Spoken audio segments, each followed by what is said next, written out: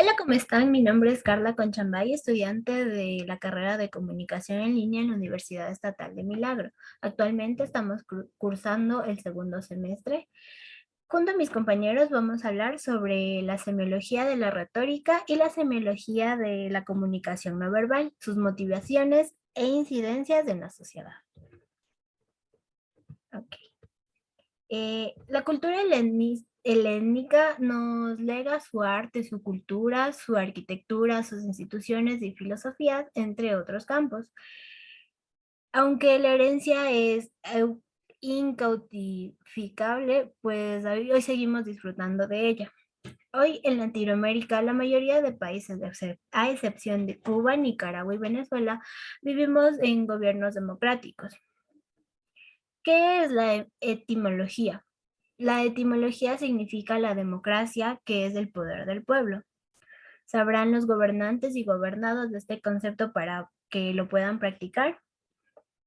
En este sentido, nosotros les invitamos a reflexionar el cómo surge la necesidad de hablar, de exponer y con ello nosotros crear el ágora. Como primer tema tenemos la teoría de la estética de la recepción. Se detiene solo en interpretar los signos, pero lo hacen en un sentido propio y esto confunde a nuestro público al cual nos estamos dirigiendo. Según Marco Cicerón, un jurista, político y orador consumado, él nos postula que para nosotros poder tener un buen discurso debemos constar de 5 fases, que es el inventio, el dispositio, el locutio y la memoria y la acción. Hablemos primero del inventio, que es el que elegirá los elementos para nosotros poder construir el discurso. El elocutio, que es cómo hacer habitable y para ello hay que incluir, amoblar y adornar, ¿sí? El dispositivo, como su nombre nos indica, es la disposición de que existen los elementos, es decir, el razonamiento.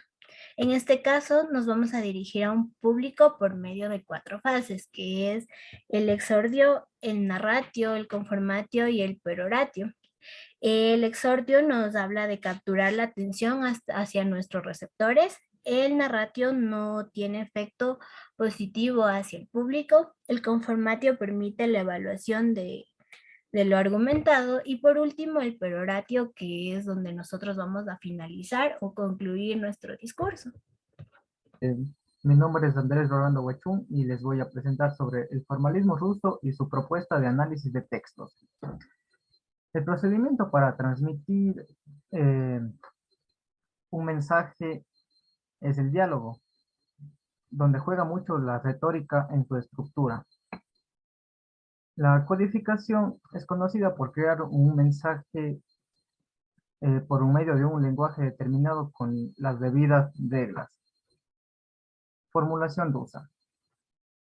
En cuanto al análisis de texto, Roman Jakobson plantea en 1960 un modelo verbal interpersonal de comunicación donde su propósito iba más allá de Saucer y decía que el emisor y el receptor deben tener un código común. En base a esto, emplea 6 factores aplicables a cualquier tipo de comunicación verbal, los cuales son contexto, donde su función es impartir información, emisor, expresar sentimientos o ideas. El receptor, eh, su función es el comportamiento influenciado, contacto, establecer o mantener relaciones sociales, código, referente a la naturaleza de la interacción. Y por último, el mensaje, donde su función es resaltar las características textuales. Mi nombre es Milka Espinosa. Voy a compartir el siguiente tema, que es la semiología de la comunicación no verbal. En la semiología de la comunicación no verbal, o como también se lo podría definir como el estudio de los signos de la comunicación no verbal. Este se refiere a la transmisión de información sin utilización de la palabra. También se la define como el proceso que inicia con envío y recepción de mensaje en los que no existe un mensaje léxico. Entonces, esto de aquí desenlaza un tema de los que vamos a tratar y otros que vamos a tratar más adelante. El primero es el discurso como objeto de estudio. Este toma en cuenta no solo los elementos internos, sino también los extensos, no lo que se refiere al emisor y el contexto. También se encuentra en el uso de la lengua, el cual hace los hablantes en una situación determinada. Además, el ordenador es una figura importante dentro del discurso y tiene el poder de convencer y animar a los espectadores. Se analiza el lenguaje a emplear en el contexto social, o sea, dentro del discurso, siempre lo principal es el analizar nuestro lenguaje que vamos a emplear en ese momento. Mi tema es condiciones de producción, circulación y recepción del discurso. No son los discursos los que circulan, como si estuvieran dotados de una capacidad autónoma al atribuirse decisiones, voluntades y acciones. Recepción es la condición de reconocimiento y entre ambas circulan los discursos sociales.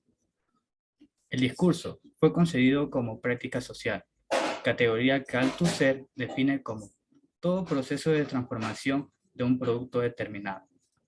Foucault propone la existencia de las funciones discursivas, cuyas funciones es emisión, circulación, recepción de los discursos.